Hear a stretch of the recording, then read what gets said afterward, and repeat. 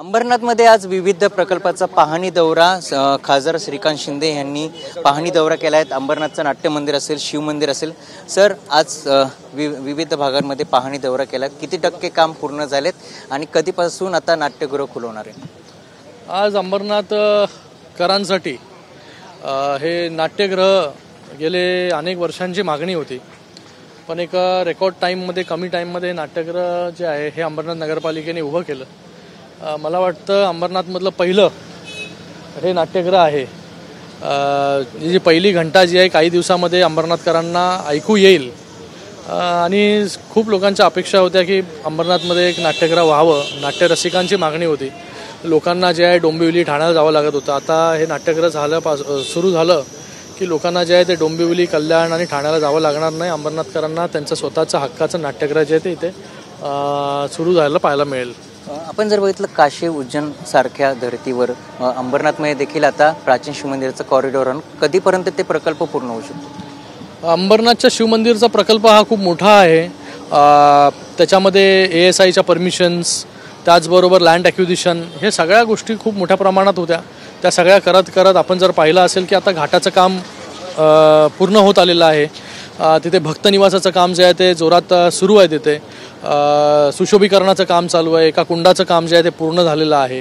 तर हा एकंदरीत परिसर जो आहे तो अजून 1-1.5 वर्ष आपण पकडा की ह्या परिसराच्या सुशोभीकरणासाठी लागेल आणि पूर्णपणे हा परिसर सुशोभित होईल। जी वालदुनी नदी आता नाल्यामध्ये रूपांतरित झाली आहे ती पुन्हा नदीमध्ये रूपांतरित करण्यासाठी देखील तिथे ETP प्लांट, त्याचं देखील बांधकाम जे आहे ते शेवटच्या याच्यामध्ये स्टेजमध्ये आहे।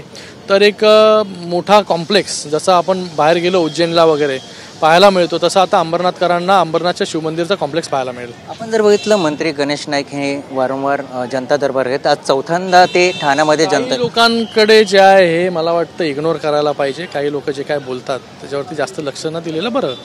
मुंबईचा महापौर हा शिवसेनेचा रक्ताचा भगवा रक्ताचा असणार आहेत असं देखील ठाकरे गटाचे काही नेते म्हणतात आहेत। दुसरीकडे मनसे देखील म्हणतात ते मुंबईचा महापौर आमचा असेल।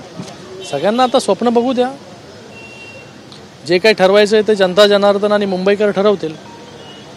ज्या लोकांनी मुंबईकरांना मुंबईच्या बाहेर पाठवलं, त्यांचं कधी घरांचा प्रश्न सोडवला नाही, अशा लोकांच्या मागे मुंबईकर उभे राहतील की ज्यांनी मुंबईकरांना त्यांचं हक्काचं घर, चांगले रस्ते, सीलिंग, त्याचबरोबर कोस्टल रोड आणि त्याचबरोबर BD चाळीसारखा विषय, रमाबाई नगरसारखा विषय हे ज्यांनी सोडवले त्यांच्या मागे उभे राहतील।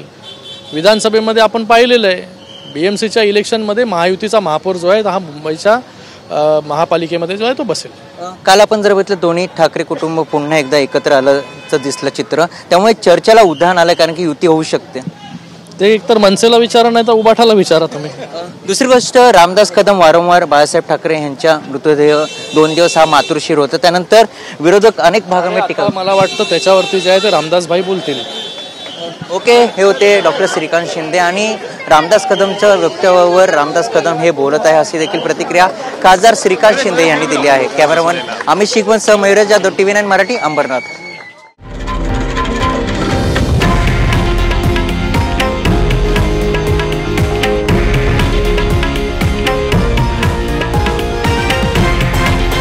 हे आहे देशातील नंबर 1 न्यूज नेटवर्क आणि आपण पाहत आहात TV9 मराठी, एकमेव।